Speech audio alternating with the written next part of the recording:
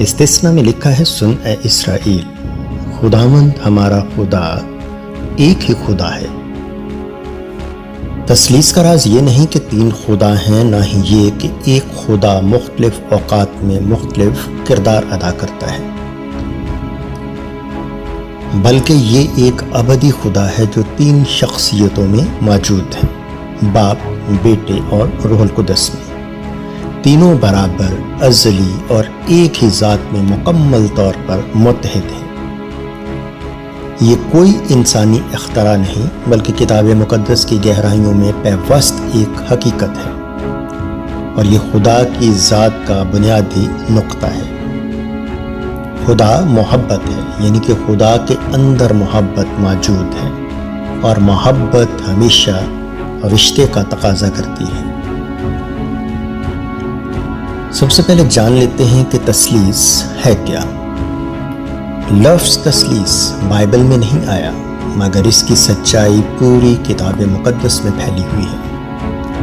یہ اصطلاح لاطینی زبان سے ہے، ٹرائے یعنی کہ تین، یونائٹاس یعنی تین میں ایک وحدت، یکجائی۔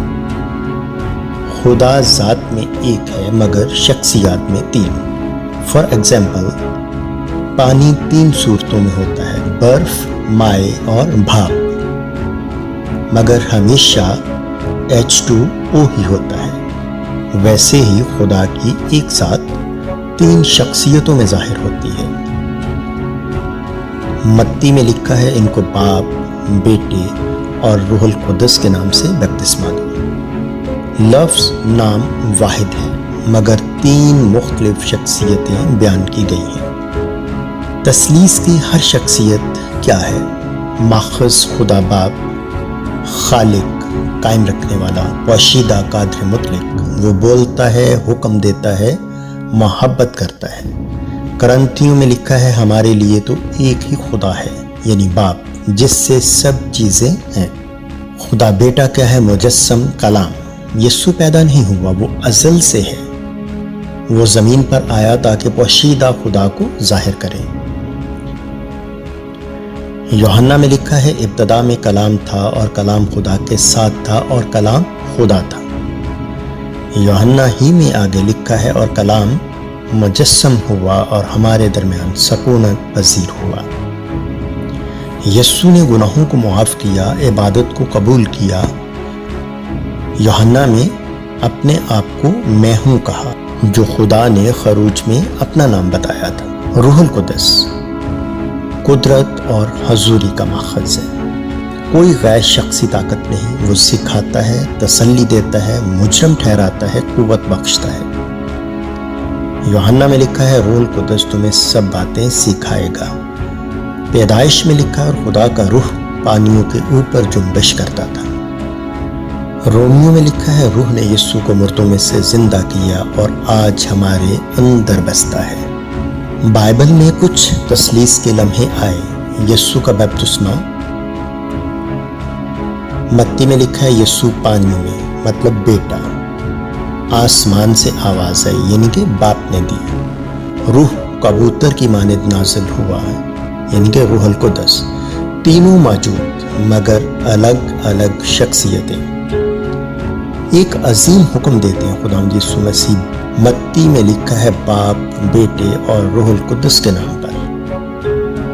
یہ شاعری نہیں، یہ الہی سچ ہے، یہ خدا کی ابدی شناخت کا اعلان ہے۔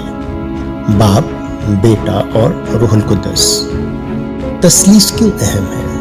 خدا محبت ہے، ابدی محبت۔ یوحنا میں لکھا ہے خدا محبت ہے۔ تخلیق سے پہلے، فرشتوں سے پہلے، وقت سے پہلے باپ بیٹے سے محبت کرتا تھا، روح کے ذریعے۔ محبت صرف خدا کا عمل نہیں، محبت خدا کی ہستی ہے۔ اگر تثلیث نہ ہوتی تو محبت صرف تخلیق کے بعد ممکن ہوتی، مگر تثلیث کے ساتھ محبت ہمیشہ سے موجود ہے۔ نجات بھی تثلیثی کے ذریعے ہے۔ باپ نے نجات کا منصوبہ بنایا، بیٹے نے صلیب پر نجات کو مکمل کیا، روح القدس ہمارے دلوں میں نجات کو لاگو کرتا ہے۔